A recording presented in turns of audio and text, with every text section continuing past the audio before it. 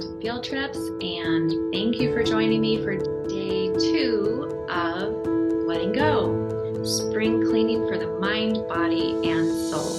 All right, today we're going to just focus on awareness. We're just going to capture things that we might need or choose to let go of. Okay, so if you've been following me for a while or you've taken any of my classes, you probably already know about the 4 A's. If not, then I'm going to direct you at the end of this video. I'm going to direct you to a video that will explain in more depth the 4 A's. But in short, they are awareness, acceptance, analyzation, and then adjustment. So today, our whole focus is just going to be on that awareness piece, because guess what? You can't change something if you aren't even aware that it's a problem. How do we know what we need to let go of?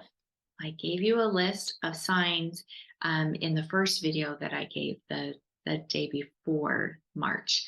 Some of those are a little more tricky to follow. Now, if you have clutter, excess clutter, that's chronic clutter in your home, you might be able to easily go into a room and say, yes, this closet is full of clutter and I need to clean it up. And you may even accept that that outside clutter in your outside world is representative to the clutter that's inside your world. But how do we know that's what it's attached to? It's a little more tricky. Now we can go into self-hypnosis and do all of those things, and that might be useful later on down the road. But for today, we want something easy to find to start pulling together a list of things that you need to let go of. So that's what we're going to do today, is just do a mind dump, download, put everything on paper. So please get a piece of paper and pen. Hopefully you have a notebook or journal that you're writing these things down in. Okay, but before we get to that, I'm going to draw for you, because I'm such an excellent artist. All right, this is you. And if you're a boy, sorry, girls are easier for me to draw. So I'm going to pretend you're a girl. And so this is cute little you, and you're moving through life. And if you've worked with me or seen any of my trainings, you also understand that we live life inside of what? Our comfort zone. Now, inside our comfort zone, there are all kinds of things that we like. We have the people that we know. We have the things that we are familiar with. We have things that we know we can do really well.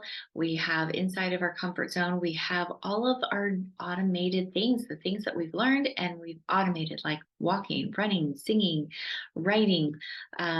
We have the people that we care about. I already said.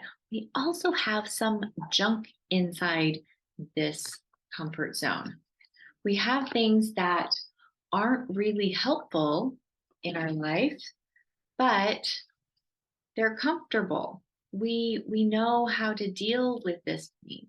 So we may have certain things that are yucky, programs that aren't helpful anymore, but we know how to deal with this pain. And so we stay there, we keep them.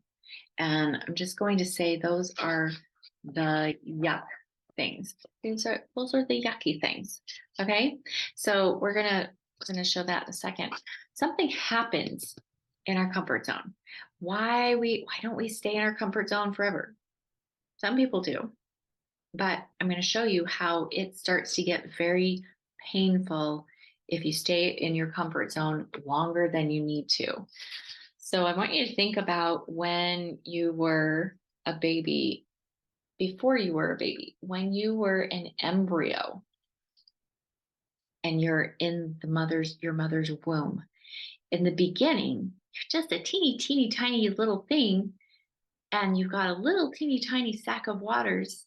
And as you grow, that's your comfort zone. Your comfort zone is your space where you live and you dwell. As you grew, that sack of waters grew also. However, eventually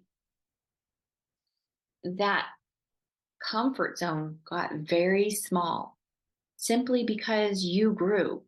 That baby grows so much that it can no longer grow inside the comfort zone as it is. And it has to be born. It has to become what it wants to be, wants to grow.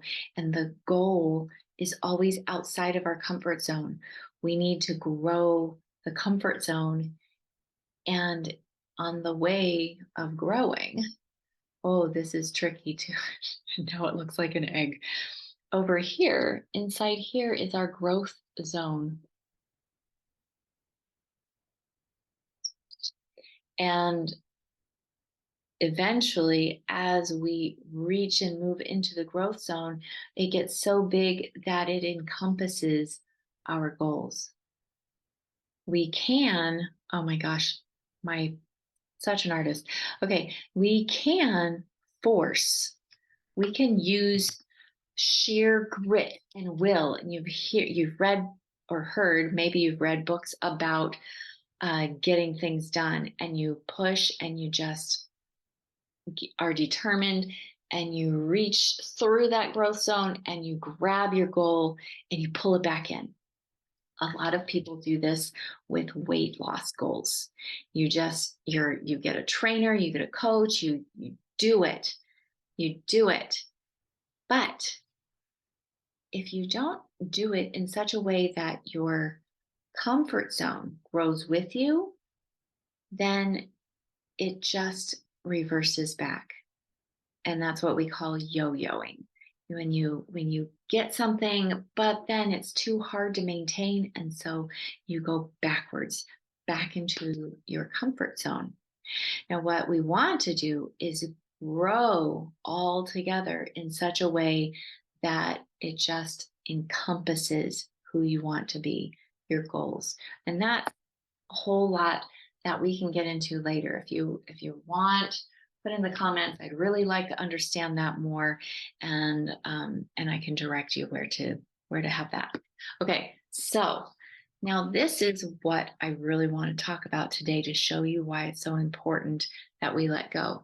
We have our yuck factor, the parts in our lives that are just yucky, the things, the triggers, the things that trigger us, the things that we don't want to hold on to, but we do.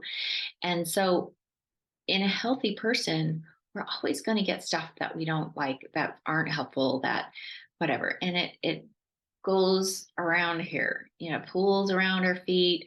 And when it starts getting high, when life gets stressful, we do what we have to do. We do the work of forgiveness and letting go, and releasing commitments that aren't necessary, things that aren't really true to ourselves. And so that yuck level lowers.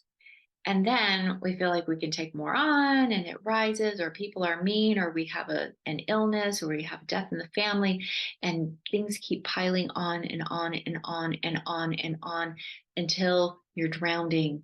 Anybody feel like they're drowning?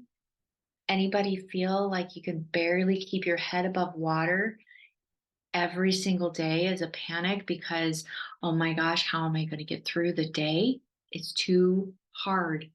When our comfort zone is so full of yuck that we can't breathe, it's time to clear it out. Okay, so now that's what we're going to do today. We're going to get clear about what it is that's messing up. We're going to get clear about the yuck that's inside of our comfort zone, inside of our space, inside of our body, inside of our head. And we're going to find them by using our triggers. Also, pet peeves. That's another way to explain it. All you need to do is get your pen and paper, or you can do it on your phone or your laptop, whatever it is. You just want to allow yourself some space, and I'll show you why. So we're just going to dump everything that you can think of that is triggering to you. Oh my gosh, I can't stand it when people call me or other people stupid. Stupid is just a trigger word for me. What are some trigger words for you? Just write them down, but leave some space in between. Another thing to look at is that can be triggering are actions or inactions. It really bothers me when I see people lazy. Either me, when I feel lazy, it's a trigger. When other people are lazy, it's a trigger because I get stuff done. And this is such a trigger word. I have done work around just sitting still and doing nothing. And it's so uncomfortable to just be still and do nothing. Meditation was really difficult for me for a long time. And still, I find myself not investing the time that I would like to in meditation or yoga because I feel like I'm being lazy. I should be doing something else. And should, if you've taken any of my classes, you know is not a helpful word. So stop shooting on yourself, but we're going to leave some space. So anything that comes up for you, it could be as simple as, I can't stand it when he, she, they squeeze the toothpaste from the middle of the tube. Whatever it is, getting stuck in traffic, people cutting you off in traffic, rude people, bills, the government. This is where it's okay and a safe place to blame, complain, all of that stuff, judge, because it's inside you. So it's like that shadow side. We're just going to see it. And you don't have to share this with anybody. You just need to capture it because then you have a place to go to. So again, it's just that awareness piece. And I'll post that awareness more depth of that video at the end. All right. So once you have your list, I'm going to assume that you have it, you've paused it and you've created, or you're going to create it later. At least a couple of things I hope are in your list. After that, I want you to, under here, start to just think, how long have I had that trigger? How many years has this word bothered me? I can go back in time and think, was I triggered in my early adulthood? Yes. Yes, I was. Did it trigger me in high school? Yes, definitely. What about middle school? Yep. Felt stupid in middle school. What about elementary school? Yes. Yes, that was a problem in elementary school. What about before elementary school? No, no, I didn't feel stupid when I was before kindergarten because I remember actually my mom, when I was 4 years old, saying how proud she was that I figured out a math problem with my cookies. It was something like, Mom, if I had 5 cookies and now I only have 4 cookies, that means I ate one of them. And she was like, you did a math problem. That's called subtraction. And I was so proud of myself because I felt smart. And it wasn't until later, so sometime between kindergarten and first grade, is where I inserted or believed the lie that I'm stupid. Okay. So that's what we're going for. Just awareness. And we're not going to do anything about it. We're just going to be curious without judgment. Okay. Look at my eyes. This is important. You're going to just be aware without judgment, just curious. Interesting. I remember myself having that trigger all the way back then. That's interesting. And we're going to leave it at that. Okay. Now, you might find that when you trace it back, it's easy to let go of. Oh, yeah. I remember when that started, and that was a lie. Oh, that was silly little me. I believed that lie. No kidding. I was little. How did I know any better? And you forgive yourself and you can let it go. It might be as easy as that, but we're not going to worry about the details of how we're going to let it go today. We're just capturing it, capturing a trigger or pet peeve, and then any information about it. Now, do you have any stories? Do you have any stories that will validate and show you why you created that trigger? If you do, just make notes. You can write it all out if you want to, or you could just say, a spelling bee. spelling bee definitely made me feel stupid. The reading circle made me feel stupid because I didn't know how to read as well as some of the other kids. I didn't know I struggled with a little bit of dyslexia. I didn't know I was a kid. But these are some things that supported this trigger, this lie that I have in my head. So that's what I want you to just get really clear today about what does bother you. This can also be a list of people. You can say, mom triggers me every time I have to talk to mom, or it can be Uncle Joe every time I go to Thanksgiving. It just grates on my nerves when I see that person. Okay, that's where you're going to write down the person and how long have you had conflict with that person. And it could be a person that's not even in your life anymore. When I think about X person, this still comes up with pain and anger or grief or whatever form of pain comes up for you, it's going to be a trigger. So you're going to write that person down and how long, if you can remember. If you can't remember or you don't think you can remember how long, just guess. You're just going to start to trust your unconscious mind, and you might be able to find earlier sensitizing events later, but we're going to get a starting place. So put on the list the earliest memory that you can pull up right now. And then you can just ask yourself, is this the earliest time? Is this the first time? And you might get an answer, you might not, and it's okay. Tomorrow, we're going to dive deeper into this and take a look at what we can do to let go. And some of these things will be easy for you to let go of and turn around. And some of them might take all the way to the end of the month or longer. We're just going to have a place to return to so that you can show your brain success as you release these things over time, because you might get to day 27 and be like, I still have pain. I still have clutter. I still have excess fat. Why? I'm doing the steps. And then you can go back and you can see, oh, I did release all of these things. So get as big of a list as you possibly can. This might be hard, or it might feel hard if you're a nice person. Okay, if you're a nice person and you don't want to hurt anybody's feelings and you don't want to admit that you get angry or hurt or whatever, sometimes this might be a little more tricky for you. Just have it in a safe place where nobody will see it and download your thoughts. Just put all of the pain in there. Okay, that's all I have for you today. I wanted to make it nice and easy. Just awareness. We're just being curious. Okay, can I say that any more times?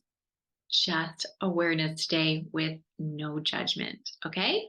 All right. Well, no judgment for yourself. Some of those things on the list you're going to have extreme judgment out about, and that's okay for now. We're just not going to judge ourselves for having these feelings. Okay? So hopefully that helps with that piece. All right. Have a wonderful day. Let me know in the comments if you have anything that you're stuck on, or if you want to share and be transparent. This is my biggest trigger and I want to release it. Then that's great, because then we'll go back and revisit that. At the end, you can come back to day 2 and go in and comment on yourself. Did it, gone, replaced it with blank? Because, well, there's a heads up, there's a secret. What we can't have a void space. So if you take something out, you have to put something in. If you remove a lie, you replace it with truth. So put in the comments at least one thing that you want to release. And then at the end of wherever along the line in the month, you can go back and comment. Did it, released it, replace it with what? I'd love to see those. Okay. Have a great day, everybody. I hope you have some sunshine in your life. Go put your face in it if you do.